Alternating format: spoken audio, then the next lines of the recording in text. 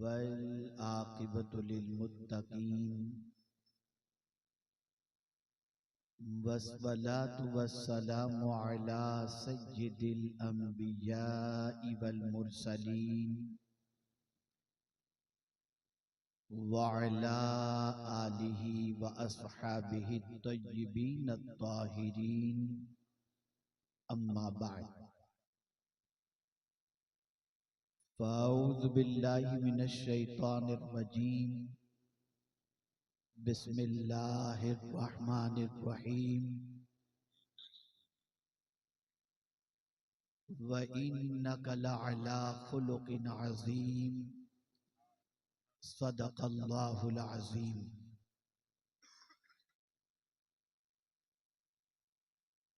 काबिल क़द्र उलमाए ज़वील एहतराम हाज़िरीन व हाज़िरात व नाज़िरीन, अस्सलामु अलैकुम व रहमतुल्लाहि व बरकातुहू।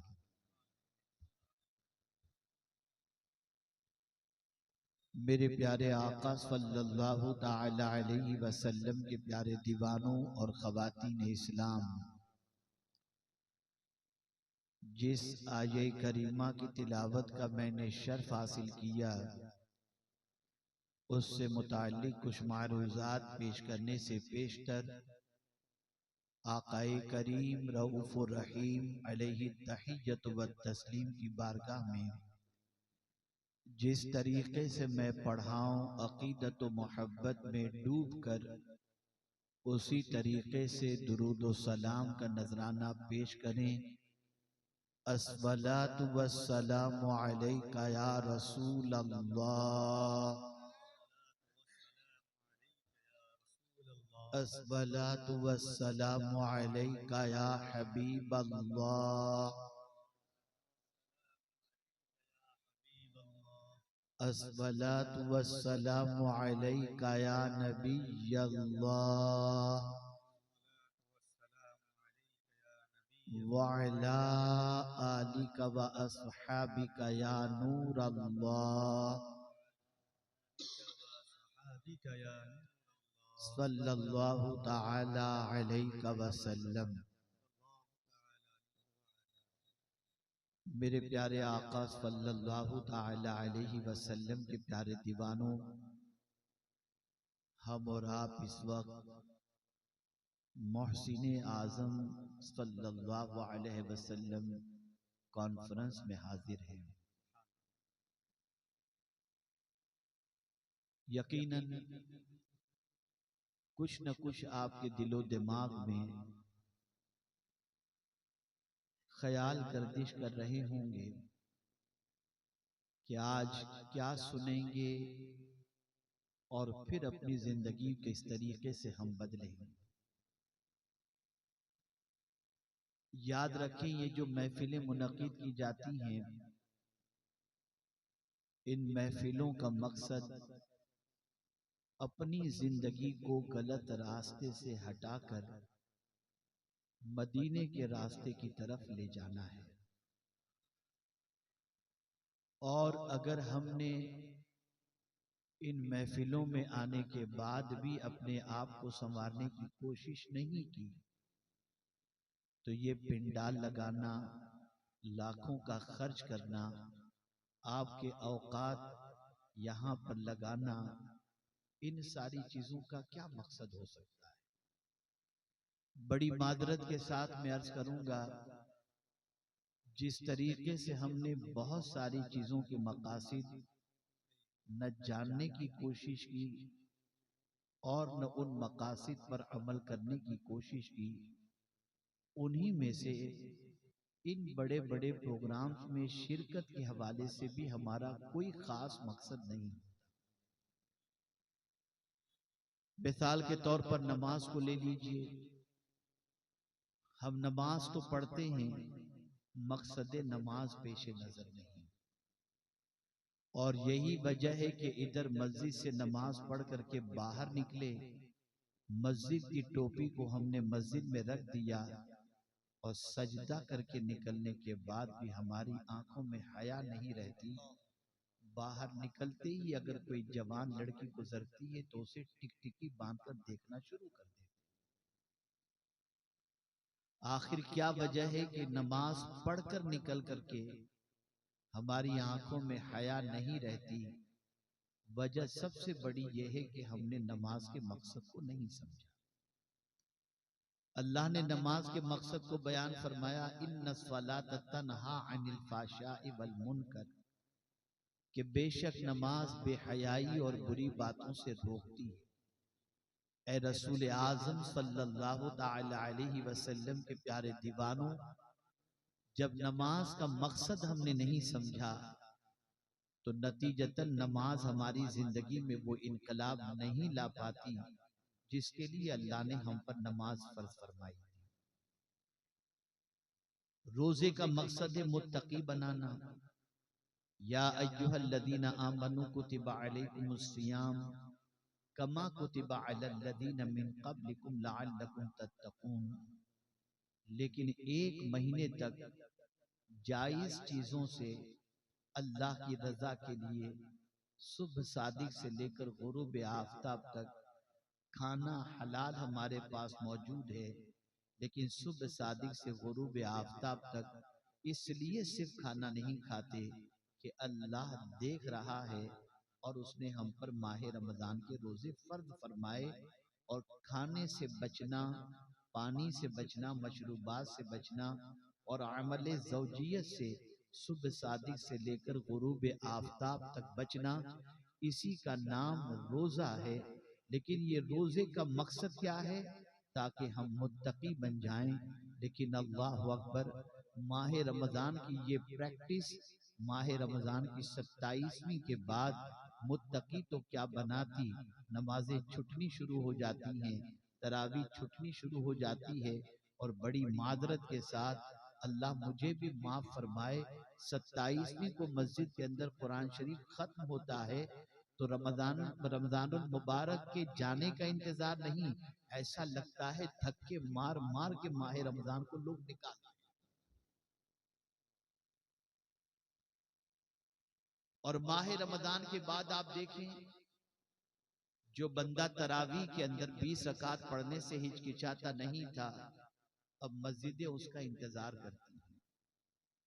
जो माह रमजान में कुरान शरीफ की तिलावत से अपनी सुबह करता था, अब फज्र की नमाज भी बिस्तर पर गुल और कुरान शरीफ इंतजार करता है कि फिर माह रमजान का चांद कब आसमान पर तुलू हो और फिर ये बंदा मुझे हाथ लगाए और मेरी तिलावत से अपने दिल को मुनव्वर व मुजल्ला करे। और वो बंदा जो हलाल चीजों से सुबह सादिक से लेकर गुरूब आफताब तक माह रमजान से बचता रहा, माह रमजान के गुजर जाने के बाद उसकी जिंदगी हराम की दहलीज पर पहुंचती हुई नजर आती है। मशरूबातों माकूलात से लेकर हराम औरतों के साथ अपने रिश्ते को मुंसलिक करता हुआ नजर आता है, जोड़ता हुआ नजर आता है। वजह क्या है? उसने रमजानुल मुबारक के रोजे जो अल्लाह ने फर्ज फरमाए उसके मकसद को वो नहीं जानता था, और मकसद से गफलत की बुनियाद पर उसकी जिंदगी मुत्तकी और उसकी जिंदगी तकवा शिआर नहीं बन पाई। आप जरा देखें हज को, मेरे प्यारे आका सल्लल्लाहु अलैहि वसल्लम के प्यारे दीवानों, सारे गुनाह वकूफ अरफा की वजह से अल्लाह अज़्ज़ व जल्ल ने जो हुकूकुल्लाह थे उसे माफ फरमा दिया। मुज़दलिफा में हुकूकुल इबाद के सिलसिले में माफी अता फरमा दी, लेकिन वहां से गुनाह छोड़कर गुनाह की माफी का परवाना पाने के बाद हज की मकबूलियत और हज के अय्याम के सिलसिले में कुरान ने मकसद बयान फरमाया, फला रफसा वला फुसूका वला जिदाला फिल हज। उन अय्याम के अंदर जो हज के हैं उनमें बेहयाई से, गुनाहों से, झगड़े से बचने का हुक्म दिया गया, ताकि ये प्रैक्टिस बंदे की बन जाए और माहे अय्याम हज के गुजर जाने के बाद, हज की अदायगी के बाद वो अपने आप को इन गुनाहों से बचा सके। लेकिन मैंने हज करने के बाद मीना ही में लोगों को झगड़ते देखा, फुजुल बकवास करते देखा और गुनाह करते देखा।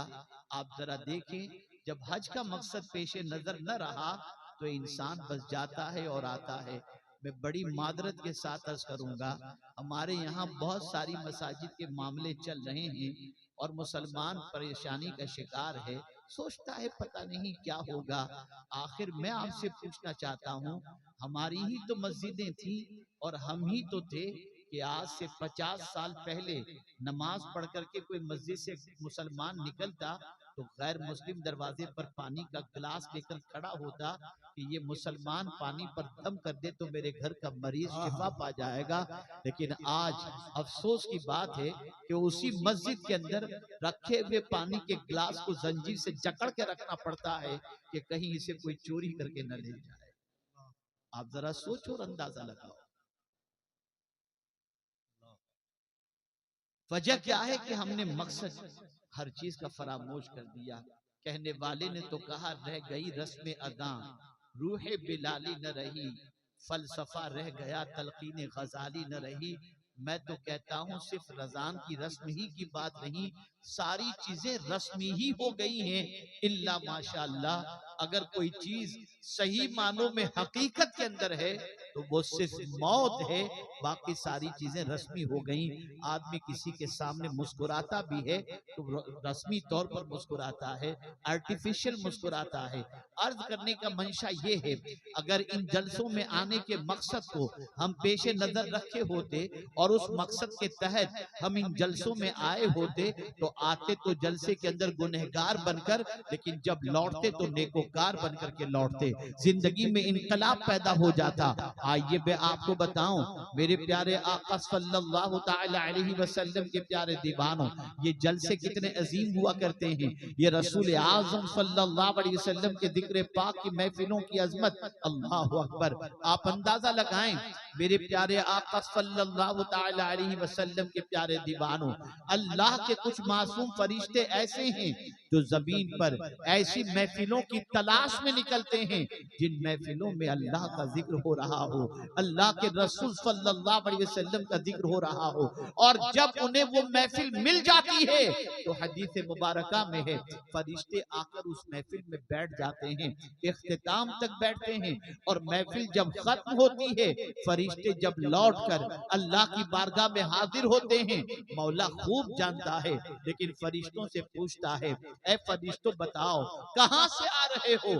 फरिश्ते जवाब में अर्ज करते हैं, मौला फला जगह पर तेरे बंदे मिलकर तेरा जिक्र कर रहे थे, जिक्र करने वाला जिक्र कर रहा था, सुनने वाले जिक्र सुन रहे थे, उस महफिल से हम आ रहे हैं।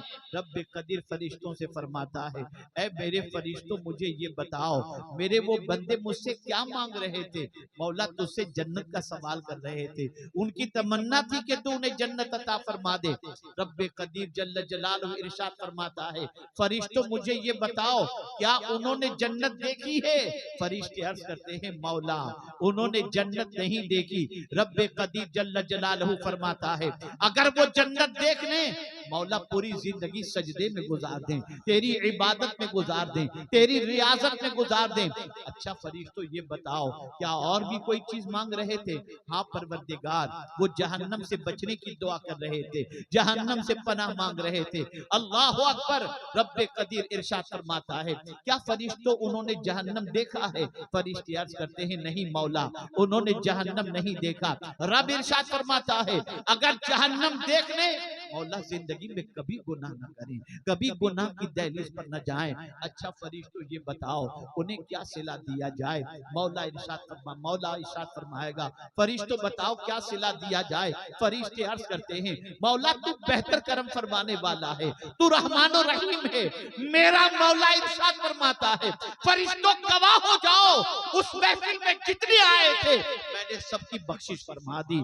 अल्लाह अकबर। तो फरिश्ते अर्ज करते हैं, ऐ मेरे करीम एक बंदा ऐसा भी था जो महफिल में शिरकत की गरज से नहीं गया था, वो तो रास्ते से गुजर रहा था, महफिल देखा आकर के बैठ गया, मौला उसके बारे में क्या हुक्म है। रब इरशाद फरमाता है, अच्छों की वजह से मैंने उसे भी बख्श दिया। ये वो महफिलें हैं, आप अगर बावजू आते या आए हों तो तो आपको हदिये तबरीक में पेश करता हूँ। इन महफिलों के अंदर फरिश्तों का नुज़ूल होता है।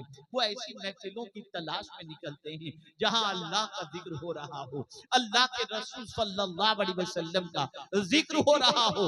मेरे प्यारे आका सल्लल्लाहु अलैहि वसल्लम के प्यारे दीवानों, हम तो उठे जैसे तैसे चले आए नहीं, अदब अदब का दामन थामो। इन महफिलों के अंदर जितना अदब करोगे उतनी बरकतें नजर आएंगी। सैयदना गौसुस सकलैन, कुतुब रब्बानी, महबूब हक्कानी, कंदील नूरानी, मीरा शाह शेख सैयदना सैयद अब्दुल कादिर जिलानी रज़ी अल्लाहु मौला तबारक व तआला अन्हु खिताब फरमा रहे थे, और आपके खिताब के अंदर एक कसीर मजमा मौजूद था। अल्लाहु अकबर। दौरान खिताब गौसे पाक की नजर एक बंदे पर पड़ी, जिस बंदे की आंख लग गई थी, उस पर गुनूदगी तारी थी। अल्लाह अकबर। गौसे पाक अपना खुतबा रोक देते हैं, बयान रोकते हैं, मिंबर से उतरते हैं। जिसकी आंख लग गई थी उसके सामने जाकर हाथ बांध करके खड़े हो जाते हैं। अल्लाह अकबर। लोग हैरत में हैं कि ये क्या हो गया। अभी गौसे पाक रज़ी अल्लाह तआला अन्हु इसकी आंख खुलेगी, इस सोने वाले बंदे को सजा अता फरमाएंगे। लेकिन जैसे ही उसकी आंख खुली, गौसे पाक रज़ी अल्लाह तआला अन्हु ने फरमाया, ए बंदे तू क्या देख रहा था। उस बंदे ने कहा, आंख लगी थी मदीने के ताजदार को देख रहा था। गौसे पाक ने फरमाया, तू आंख बंद करके मेरे नाना जान को देख रहा था, और मैं आंख खुली रख करके अपने नाना की जियारत कर रहा था। ये वो महफिल है।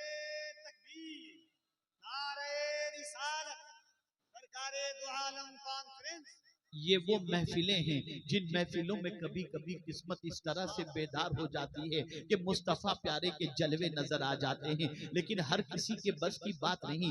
ऐसा मकसद भी होना चाहिए, ऐसा अदब भी होना चाहिए, ऐसा तसव्वुर भी होना चाहिए। जिक्र का अदब, जिक्र रसूल सल्लल्लाहु अलैहि वसल्लम का अदब अगर कोई बंदा अपना ले, उसकी जिंदगी संवर जाया करती है, उसकी आखिरत संवर जाया करती है। अर्ज ये कर रहा था, इन महफिलों में आओ ना तो बहुत अच्छी नीयत से आओ, खुशबू लगा करके आओ, वुजू करके आओ, सर पे टोपी रख करके बैठो, अदब के साथ बैठो, ताकि जब मुस्तफा प्यारे सल्लल्लाहु अलैहि वसल्लम मदीने मुनव्वरा से जब अपने गुलामों को देखना चाहें कि जरा देखो तो सही मेरे जिक्र की महफिल में आने वाले मेरे गुलामों का हाल क्या है, तो जब रसूल आज़म देखें और हमें अदब से देखें, मुस्तफा करम की नजर फरमाकर हमारी दुनिया भी संवार दे और हमारी आखिरत भी संवार दे। इन महफिलों के अदब को बजा लाओ, इन रस्मों से निकलो जो रस्मों के शिकार आज तक हम हो चुके हैं। अब आइए मैं आपको कुछ बातें अर्ज करने की सआदत हासिल करूं। इंशाअल्लाह मेरे बाद एक अजीम खिताब आप समाअत फरमाएंगे, और कल भी इंशाअल्लाह अज़ीम मुहिब गिरामी हज़रत मौलाना सैयद अमीनुल क़ादरी साहब का भी खिताब समाअत फरमाएंगे। मैं बहुत खुश हूँ कि आज मुझे ऐसा वक्त दिया गया जो वक्त मैं चाहता हूँ, और उस वक्त के अंदर मुझे हाज़िरी की सआदत नसीब हो रही है। आइए मैं आपको बताऊं, आप अभी सबसे पहले ये नियत कर लो, सबसे पहले जैसा कि हजरत फुज़ैल बिन अयाज़ अलैहि रहमतु व रिज़वा अपनी वालिदा से इजाजत तलब करते हैं कि माँ मुझे इजाजत दे, शहर में बड़े खतीब आए हुए हैं, मैं उनकी खिताबत सुनने के लिए जाऊं। माँ ने कहा, बेटे उनकी खिताबत क्यों सुनने जाना चाहते हो। फुज़ैल बिन अयाज़ रज़ी अल्लाह तआला अन्हु ने अर्ज किया, माँ सुनाओ बड़े खतीब हैं। कहा, बेटे नहीं, इस नीयत से मत जाओ। तो माँ मैं क्या नीयत करूं। बेटे नीयत ये करो, जो भी अल्लाह और उसके रसूल के फरमान सुनाए जाएंगे उस पर तुम अमल करोगे, वरना सुनने के बाद अगर अमल नहीं करोगे तो दोहरे गुनाह का शिकार हो जाओगे। सुनो मेरे प्यारे आका सल्लल्लाहु अलैहि वसल्लम के प्यारे दीवानों, जब भी अल्लाह और उसके रसूल जल्ल जलालहु व सल्लल्लाहु अलैहि वसल्लम के जिक्र पाक की महफिल में जाओ, इस नीयत से जाओ कि हम अपनी जिंदगी को बदलेंगे, अल्लाह और उसके रसूल के इरशाद पर अमल करेंगे। आज मैं सिर्फ एक मौजू पर अपनी गुफ्तगू को आपके सामने पेश करने की सआदत हासिल करूंगा, और मैं चाहूंगा कि उस वस्फ को अपनाने की कोशिश करें जिस वस्फ की फजीलत अल्लाह के रसूल सल्लल्लाहु अलैहि वसल्लम ने अहादीस मुबारका में इतनी बयान फरमाई, इतनी बयान फरमाई कि अगर मैं उसमें से उस वस्फ के हवाले से सिर्फ 2-3 फजीलतें बयान करूं तो आप इसकी अजमतों को महसूस कर सकेंगे। मेरे प्यारे आका सल्लल्लाहु अलैहि वसल्लम के प्यारे दीवानों, आज हमारी पहचान क्या है? गाली बोलने वाला मुसलमान, तंबाकू खाने वाला मुसलमान, सिगरेट पीने वाला मुसलमान, नशा करने वाला मुसलमान, लोगों का माल खा जाने वाला मुसलमान, कोई बातचीत का सलीका अगर नहीं है तो समझ दो मुसलमान। ये हमारी पहचान बनती जा रही है। हमारे अखलाक खराब हो गए, हमारे किरदार खराब हो गए, हमारा बिहेवियर खराब हो गया। हमारी पोजीशन ये है कि एक जमाना था हमारी पहचान हमारा अखलाक हुआ करता था, हमारा पहचान हमारी पहचान हमारा किरदार हुआ करता था। अल्लाह अकबर। मुझे याद आ रहा है स्पेन की सरजमीन से जब मुसलमानों को निकालने का मंसूबा बना और स्पेन की सरजमीन से जब बड़ी तादाद में मुसलमान निकल गए और जब वहां के लोगों को महसूस हुआ कि अब स्पेन के अंदर कोई मुसलमान नहीं रह गया, फिर भी ये ख्याल पैदा हुआ हो सकता है कि डर के मारे किसी मुसलमान ने दाढ़ी कटवा ली हो, डर के मारे मुसलमान तिलावत न कर रहा हो। मुसलमानों को कैसे पहचाना जाए? जासूसों को मुकर्रर किया गया, जासूसों का तकर्रुर हुआ और इन जासूसों के जरिए मुसलमानों को पकड़ने के लिए कौन सा हरबा इस्तेमाल किया गया? सुनिए, अल्लाह अकबर। एक चौराहे पर एक मटका रख दिया गया, पानी का गिलास रख दिया गया और एक कोढ़ के मरीज को मटके के थोड़े से फासले पर बिठा दिया गया और उससे कहा गया जब भी कोई यहाँ से आदमी गुजरे उससे पानी मांगना, उससे पानी तलब करना। अल्लाह अकबर। लोग गुजरते जाते, वो पानी मांगता, कोई पानी पिलाने को तैयार नहीं। कोढ़ का मर्द देखकर आदमी भाग जाता था, उस प्यासे को पानी नहीं पिलाता था। एक बंदा कोट और पेंट में मलबूस जब वहां से गुजरता है और उस शख्स ने कहा वाटर अल आतश, प्यास लगी है। अल्लाह अकबर। वो कोट पेंट में मलबूस बंदा मटके की तरफ बढ़ता है, पानी का ग्लास भरता है और भरने के बाद उस कोढ़ के मरीज को दे देता है। जैसे ही पानी पेश किया, करीब में फैले हुए जासूस आते हैं, उसे पकड़ लेते हैं और कहते हैं तू कौन है? उसने अपना नाम ईसाई बताया और उसके बाद बड़ी तहकीक उन्होंने की तो तहकीक के बाद पता चला कि ये तो मुसलमान है। अल्लाह अकबर। उस बंदे ने कहा कि ये तो बताइए, न मेरे चेहरे पे दाढ़ी थी, न मैं कुरान पढ़ रहा था, न मैं मुसल्ले पे सजदा कर रहा था, मैंने तो सिर्फ एक कोढ़ के मरीज को पानी पिला दिया, तुमने कैसे पहचान लिया कि मैं मुसलमान हूँ? अल्लाह अकबर। जासूसों ने जवाब दिया अगर कोढ़ के मरीज को कोई पानी पिला सकता है तो मोहम्मद का दीवाना ही पिला सकता है। तेरे इस अखलाक को देखकर, तेरे इस किरदार को देखकर हमने पहचान लिया कि तू मुसलमान है। मैं पूछना चाहता हूँ, ये हमारी आइडेंटिटी थी, ये हमारी पहचान थी, अब तो पानी हाथ में से छीन लेना ये हमारी पहचान बन गई, लोगों का माल खा जाना ये हमारी पहचान बन गई। हमारी पहचान थी कि हमारे पड़ोस के अंदर गैर मुस्लिम रहता था तो अपने आप को सेफ महसूस करता था कि मेरी बेटी की आबरू पर कोई मुसलमान हाथ नहीं डाल सकता, इसलिए कि नबी का दीवाना निगाहों को नीचे रखता है। लेकिन अल्लाह अकबर, अब हमारी पहचान बदल गई, अब हमारी शनाख्त बदल गई। ए रसूल आजम सल्लल्लाहु तआला अलैहि वसल्लम के दीवानों, कभी आपने महसूस किया पैगंबर रहमत सल्लल्लाहु अलैहि वसल्लम इस फर्शे गीती पर क्यों मबरूस किए गए? हुजूर ने अपनी बासत के दो मकसद बयान फरमाए, बुइस्तु मुअल्लिमा बुइस्तु लिउतम्मिम मकारिमल अखलाक। मैं तो इल्म बांटने के लिए पैदा हुआ हूँ, मबूस किया गया हूँ, मैं मुअल्लिम बनाकर मबूस किया गया और मैं अखलाक को मुकम्मल करने के लिए मबूस किया गया। आप अंदाजा तो लगाएं, पैगंबर इस्लाम सल्लल्लाहु अलैहि वसल्लम का एक बहुत बड़ा कारनामा कल मैंने बयान किया था, उलमा ने बहुत दाद दी और बहुत कबूल फरमाया और यहाँ माशाअल्लाह उलमा तशरीफ फरमाए। मैं तवज्जो चाहूंगा, जानते हैं इदारा साजी आसान है, इंसान साजी आसान नहीं।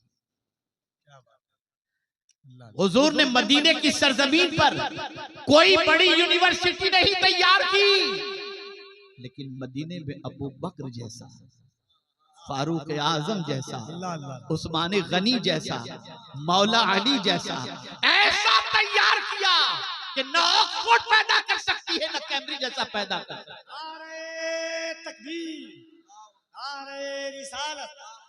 इसलिए कि हुजूर इंसान साजी के अंदर अपनी जिंदगी खत्म किए।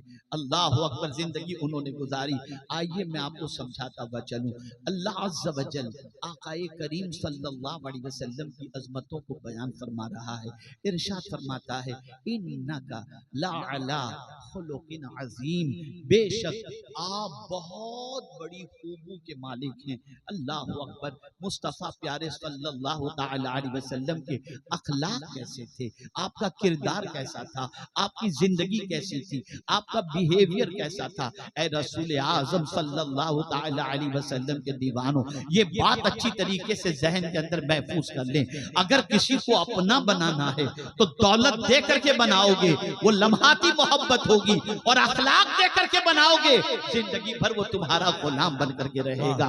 आइए मैं आपको समझाता हुआ चलूं। मेरे प्यारे आका सल्लल्लाहु अलैहि वसल्लम के अखलाक का आलम क्या था, रसूल रहमत सल्लल्लाहु अलैहि वसल्लम के अखलाक की पोजीशन क्या थी, ताकि आप महसूस कर सकें। सबसे पहले मैं आपको अखलाक के हवाले से बता दूं, उलमा तशरीफ फरमाए, गलती होगी तो इस्लाह फरमाएंगे।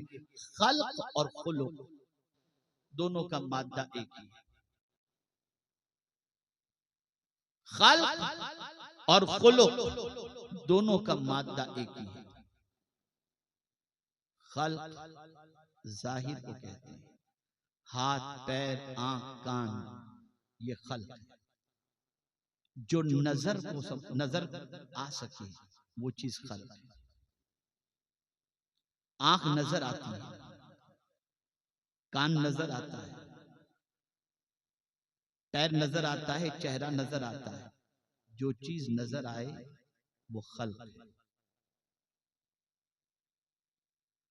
और जो चीज नजर ना आए, महसूस हो, उसे खुल्क कहते हैं। उसे खुल्क, जो नजर आए उसे खल्क कहते हैं, और जो महसूस की जाए उसे खुल्क कहते हैं। बड़ी तवज्जो चाहूंगा। अल्लाह अकबर, अल्लाह अकबर, अल्लाह अकबर। कल चंद उलमा प्रोग्राम के बाद मिलने की गरज से हाजिर हुए और जम करके बैठ गए। कहा बस एक नसीहत हज़रत फरमा दें, एक नसीहत फरमा दें।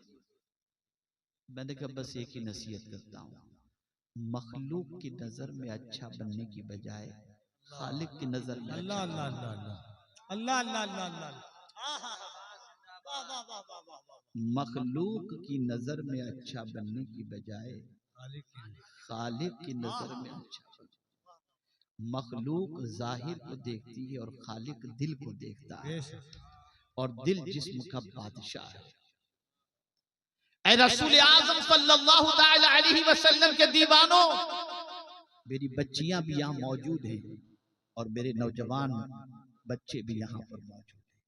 आज लड़का शादी का इरादा करता है तो पहले क्या देखता है, मैं जिससे शादी करूं वो लड़की लगती कैसी है, कलर कैसा है, फिगर कैसा है, इन चीजों को देखता है, और उसके बाद वो रिश्ते के बारे में सोचता।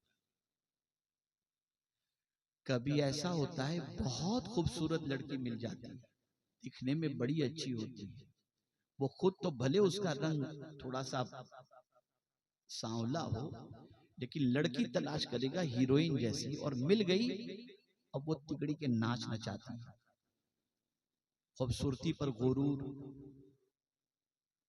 और उसका जीना दूबर कर देती। तुम्हारे साथ निकलती हूँ, तुम मेरा, तुम्हारे साथ पता नहीं मेरी सहेलियां क्या क्या कहती हैं। ये सारी चीजें मुआशरे में हो रही हैं, कोई छुपी हुई बात। लेकिन अगर निकाह करने वाले ने खूबसूरती की बजाय खूबसूरत देखा तो उसकी पूरी जिंदगी खुशी से गुजरती नजर आती है। तवज्जो चाहूंगा जुमले पर। सूरत आंख को अच्छी लगती है, सूरत आंख को अच्छी लगती है, और सीरत दिल को अच्छी लगती है। और अच्छी सीरत वाली अगर बीवी मिल जाए तो घर जन्नत बन जाया करता है। अल्लाह अकबर। मेरे प्यारे आका सल्लल्लाहु तआला अलैहि वसल्लम के प्यारे दीवानों, अब माएं भी सुने और बाप भी सुने। मुस्तफा जान रहमत सल्लल्लाहु ताला अलैहि वसल्लम से दरियाफ्त किया गया, या रसूल अल्लाह सल्लल्लाहु ताला अलैहि वसल्लम, माँ बाप की तरफ से औलाद के लिए सबसे बड़ा तोहफा कौन सा है? अल्लाह अकबर। आज आप देखें, बच्चे का बर्थडे है, बच्चे को माँ बाप गैजेट दिला देते हैं, बर्थडे की पार्टियां रखते हैं, उसके बाद बच्चे की जो ख्वाहिश होती है उसके मुताबिक चीजें दे देते हैं, कभी ब्रांडेड कपड़े पहनाते हैं, कभी आईफोन दिला देते हैं। मेरा बच्चा दूसरों के सामने फख्र के साथ चले, मेरा बच्चा दूसरों के सामने सर ऊंचा करके चले, उसकी कोई तमन्ना बाकी न हो। जब मैं मदीने के ताजदार सल्लल्लाहु अलैहि वसल्लम से दरियाफ्त करता हूँ, या रसूल अल्लाह सल्लल्लाहु ताला अलैहि वसल्लम, माँ बाप की तरफ से औलाद के लिए सबसे बड़ा तोहफा क्या है? तो मदीने के ताजदार सल्लल्लाहु अलैहि वसल्लम जवाब देते हैं, औलाद की तरफ से सबसे बड़ा, औलाद के लिए माँ बाप की तरफ से सबसे बड़ा तोहफा अच्छे अखलाक हैं।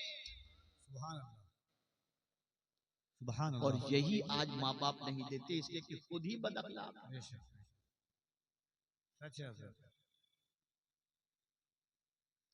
अखलाक को अहमियत नहीं दी गई, अखलाक पर तवज्जो नहीं दी। अब अखलाक की कितनी किस्में हैं, जरा ये भी समाज में। अखलाक की 3 किस्में हैं, खुल्क़े हसन, खुल्क़े करीम और खुल्क़े अज़ीम। ये 3 किस्में हैं अखलाक। खुल्क़े हसन किसे कहते हैं? अगर कोई तुम्हारे साथ बुराई करे तो तुम जवाब में बुराई न करो, दरगुजर करो। यह है खुल्क़े हसन। खुल्क़े करीम किसे कहते हैं? अगर कोई तुम्हारे साथ बुराई करे तो तुम उसके साथ अच्छाई करो, यह है खुल्क़े करीम। और यहां ये बात बता दूं, ऐ रसूल आज़म सल्लल्लाहु ताला अलैहि वसल्लम के दीवानों और ख़वातीन इस्लाम, आज हमारे मुआशरे के अंदर ये बात गर्दिश करती है। उसने आंख दिखाई, मैं तो छोड़ूंगा नहीं, ये खुल्क़े करीम नहीं। हुजूर सल्लल्लाहु अलैहि वसल्लम की तरबियत अल्लाह ने फरमाई, और सरकार सल्लल्लाहु अलैहि वसल्लम फरमाते हैं, अल्लाह ने मुझे 9 आदाब सिखाए, 9 बातों की तालीम दी, उनमें से मैं आपको 2 बता दूं। हुजूर सल्लल्लाहु अलैहि वसल्लम फरमाते हैं, मेरे करीम में एक तो अदब मुझे ये बताया कि कोई अगर तुझे महरूम रखे तो तू उसे अता कर, और कोई तुझसे रिश्ता तोड़े तो तू उससे रिश्ता जोड़।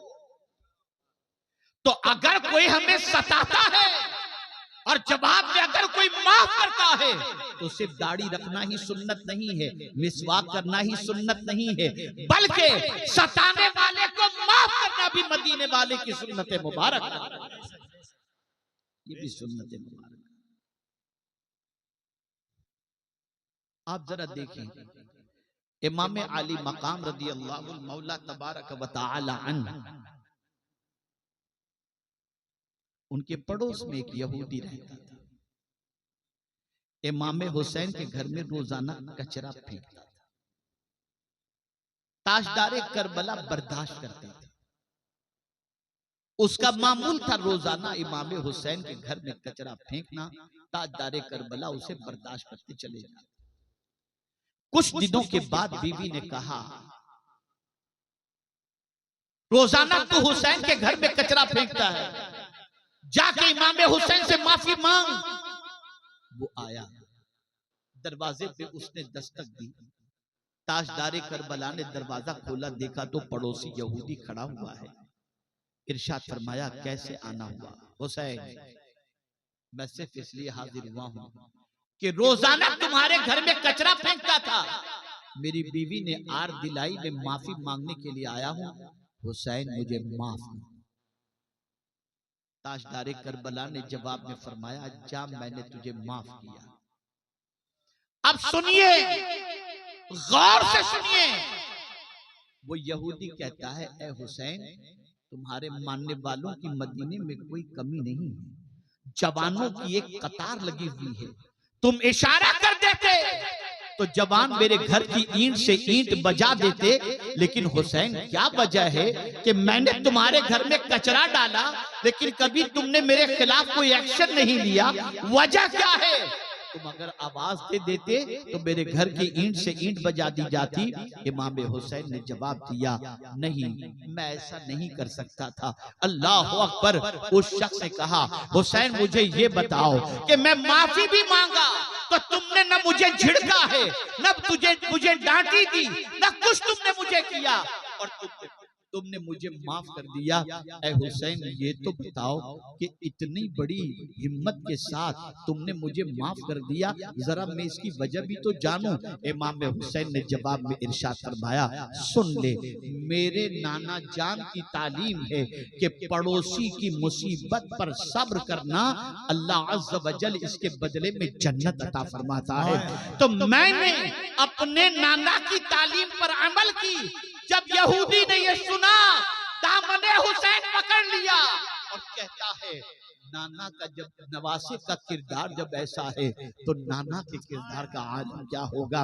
हुसैन, मुझे कलेमा पढ़ाकर मुसलमान बना लो, और वो कलेमा पढ़ करके मुसलमान बन जाता। अखलाक, हमारे अखलाक देखिए, बात करने की तमीज भी नहीं, खाने का अंदाज भी नहीं, एक अजीब सी जिंदगी हमारी बन गई। तो खुल्के करीम उसे कहते हैं कि कोई तुम्हें सताए तुम उसे माफ। हमारे यहाँ ये मामला होता है कि जहां घर में शादी आई तो वहां पर टेंशन भी साथ में आ जाता है, फला रूठा हुआ है, फला से ताल्लुक खराब हो चुके हैं।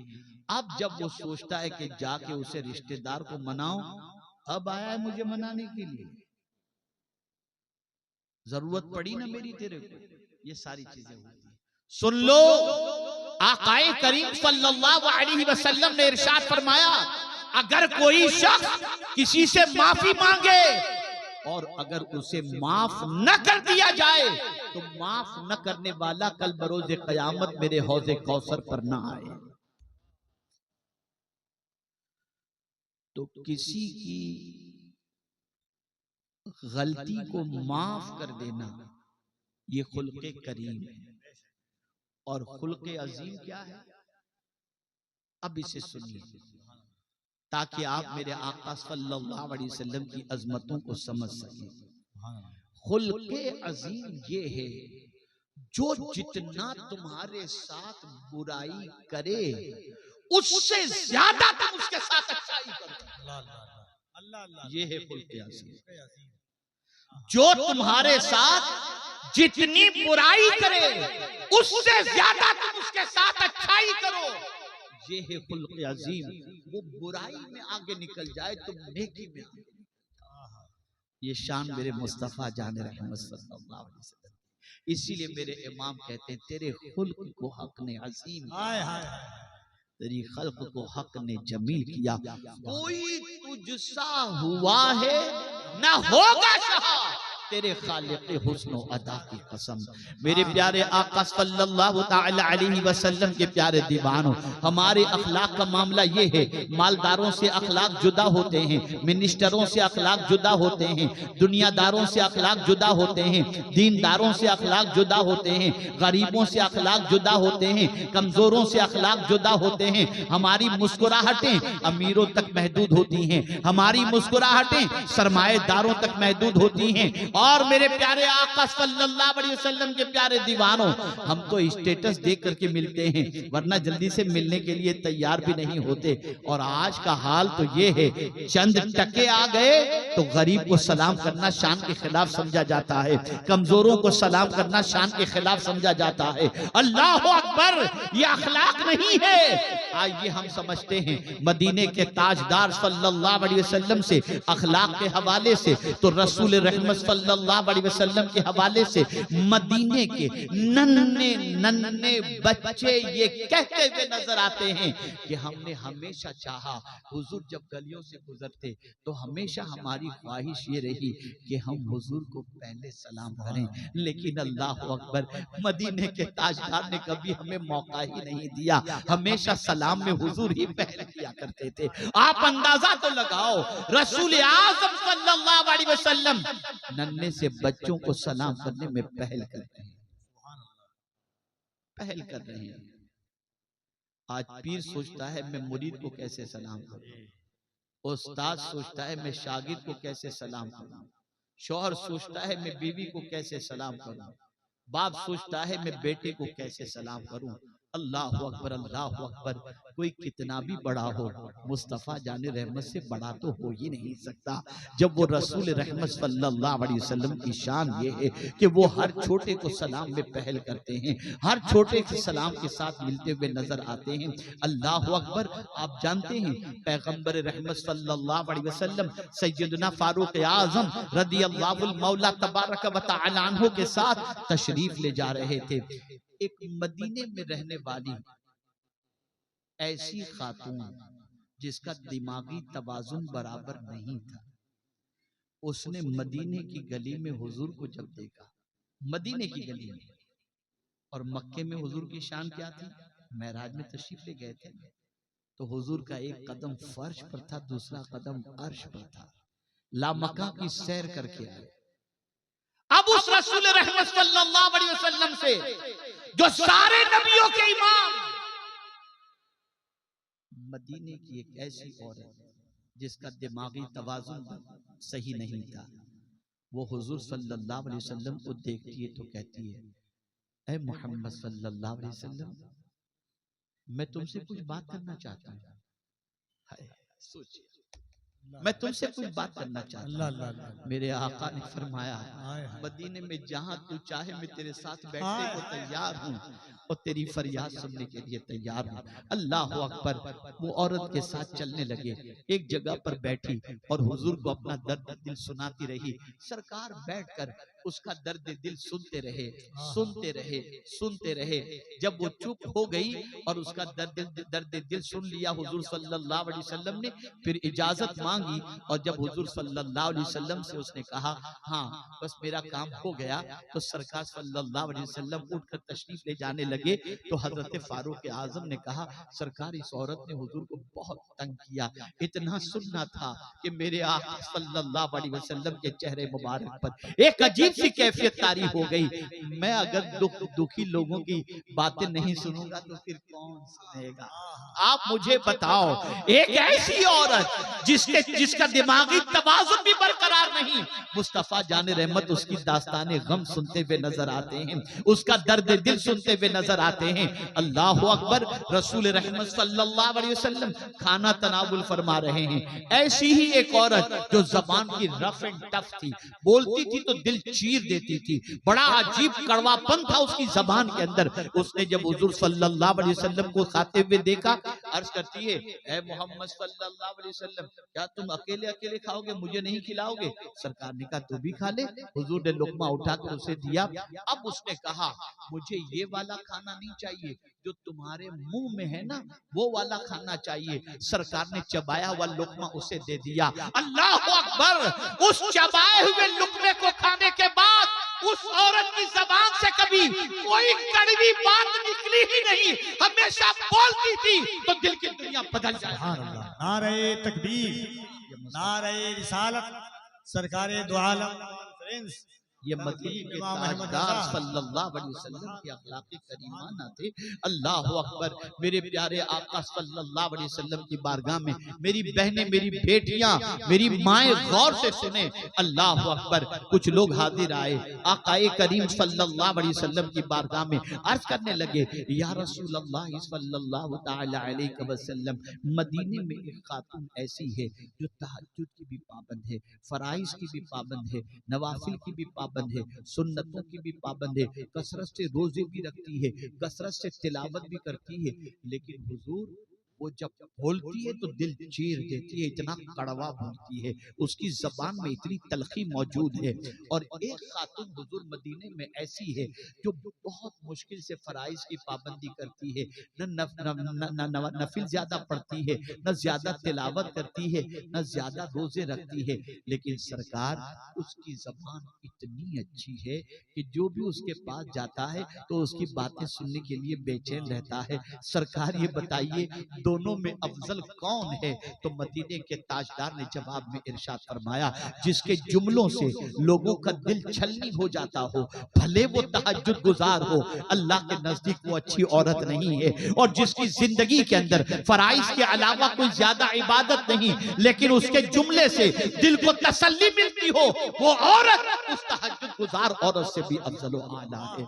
आप जानते हो आज हमारे घर की हमारे मुआशरे के अंदर जब कोई औरत सास बन जाती है तो दिमाग आसमान पे चढ़ जाता है, फिर उसकी जबान कड़वी हो जाती है। कोई बड़े बाप की बेटी शादी करके किसी गरीब के यहाँ चली जाए, उसका तेवर सख्त हो जाया करता है। और ऐसे ही मर्द लोगों का हाल तो अल्लाह खैर फरमाए, अल्लाह खैर फरमाए, अल्लाह खैर फरमाए। जहां 2-4 बच्चे की माँ बीवी बन गई और उसके बाद के तेवर देखिए मर्द का, सीधी चलती है कि दूसरी करूं। क्या हो चुका है तुम्हें?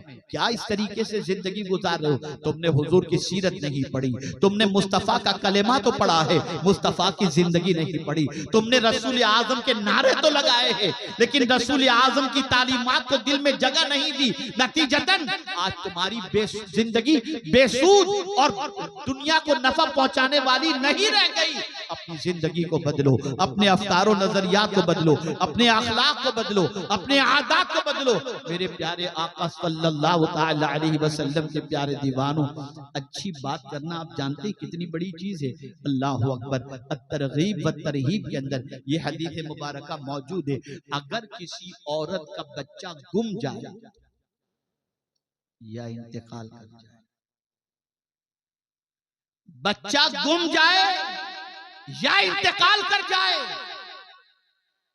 और कोई उस औरत को तसल्ली के जुमले कहे, माई फिक्र न कर, तेरा खोया हुआ बच्चा तुझे मिल जाएगा, या इंतकाल कर गया है तो कोई तसल्ली के जुमले दे कहते हुए ये कहे कि तू गम न कर, अल्लाह तेरे बच्चे को जन्नत अता फरमाएगा।